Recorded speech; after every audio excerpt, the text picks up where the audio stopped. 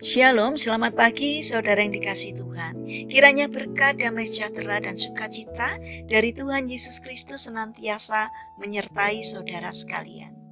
Sebelum kita mendengarkan firman Tuhan dan renungan, mari kita berdoa. Tuhan Allah Bapa yang baik, kami sungguh bersyukur atas kebaikan dan kemurahan-Mu, karena Engkau selalu melindungi kami setiap saat, sehingga kami saat ini dalam kondisi sehat dan menikmati indahnya pagi ini. Jika sebentar kami akan mendengarkan firman-Mu, urapilah kami dengan Roh Kudus-Mu, agar kami bisa mengerti dan memahami apa yang Tuhan sampaikan kepada kami, sehingga kami semakin hari semakin bertumbuh karakter dan iman kami kepada Tuhan. Terima kasih Tuhan, di dalam nama Tuhan Yesus Kristus kami berdoa. Amin. Saudara yang dikasihi Tuhan, tema renungan pada pagi hari ini adalah yakinlah akan janjinya. Bacaan diambil dari kitab Ulangan pasal 1 ayat 30 dan 31. Demikian sabda Tuhan. Tuhan Allahmu yang berjalan di depanmu, Dialah yang akan berperang untukmu sama seperti yang dilakukannya bagimu di Mesir. Di depan matamu dan di padang gurun, di mana engkau melihat bahwa Tuhan Allahmu mendukung engkau, seperti seseorang mendukung anaknya, sepanjang jalan yang kamu tempuh sampai kamu tiba di tempat ini. Saudara yang dikasihi Tuhan, seorang ayah berdiri di depan puing-puing bangunan sekolah yang hancur karena gempa berkekuatan 8,2 skala Richter di Armenia.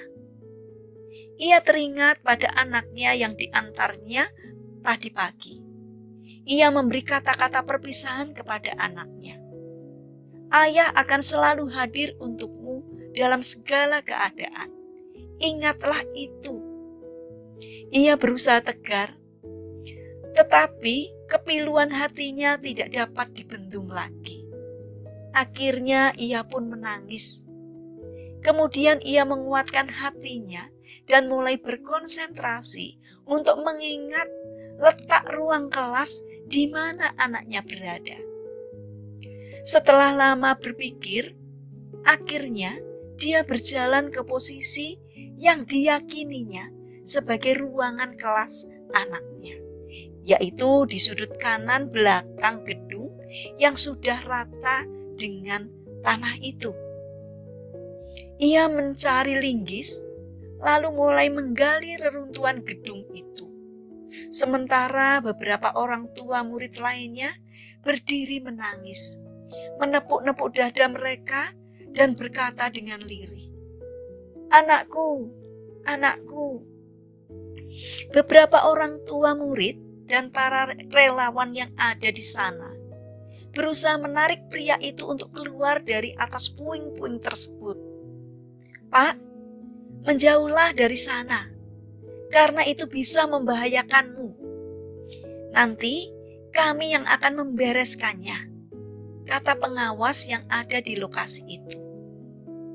"Apakah Anda mau membantu saya sekarang?" tanya pria itu. Tetapi petugas itu tidak menjawab pertanyaannya.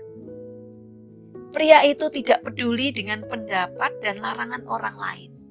Ia terfokus pada pencarian anaknya.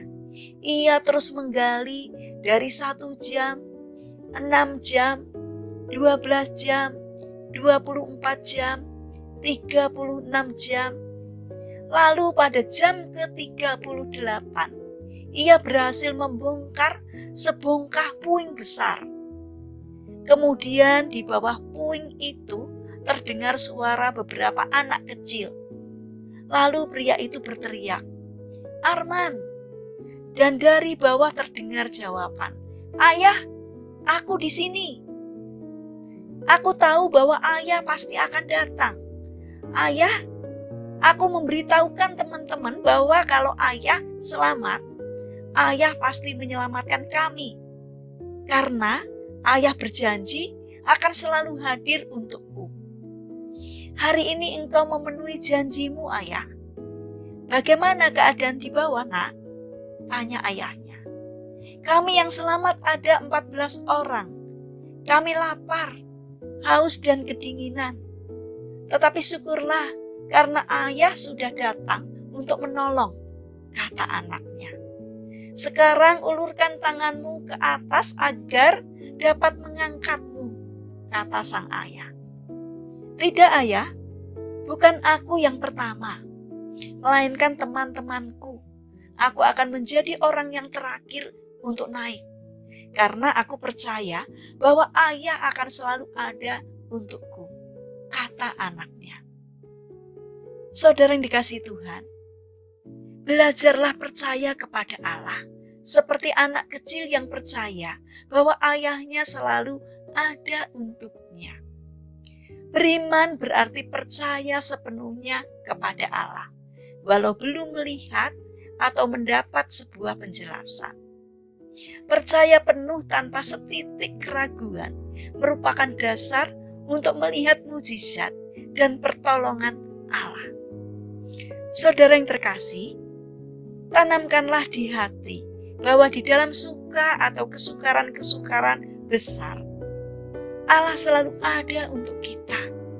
Karena itu mari bangun karakter untuk mempercayai Tuhan dengan sepenuh hati dalam hidup kita.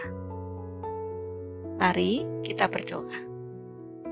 Tuhan Yesus yang baik, ajarilah kami untuk selalu taat dan percaya penuh kepada firman-Mu. Bapa yang penuh kasih, saat ini kami berdoa untuk saudara-saudara kami yang mengalami sakit dan lemah fisik. Kami memohon belas kasih dan kemurahan-Mu. Kiranya Tuhan berbelas kasih untuk menolong, menjamah, dan memberikan kesembuhan. Kami juga mendoakan bagi mereka yang mengalami permasalahan dan kesulitan hidup. Kiranya Tuhan hadir untuk menolong mereka. Kami juga ingin menyerahkan untuk setiap rencana dan aktivitas kami kepadamu. Berikanlah ketekunan dan semangat kepada kami di dalam menjalankan aktivitas kami hari ini. Kami memohon kiranya Tuhan yang memberkati setiap karya kami. Terima kasih Tuhan atas setiap kebaikan dan kemurahan-Mu. Dalam nama Tuhan Yesus Kristus kami berdoa. Amin. Puji Tuhan, saudara yang terkasih, kiranya firman Tuhan dan renungan pagi ini dapat menjadi berkat bagi kita semua. Haleluya.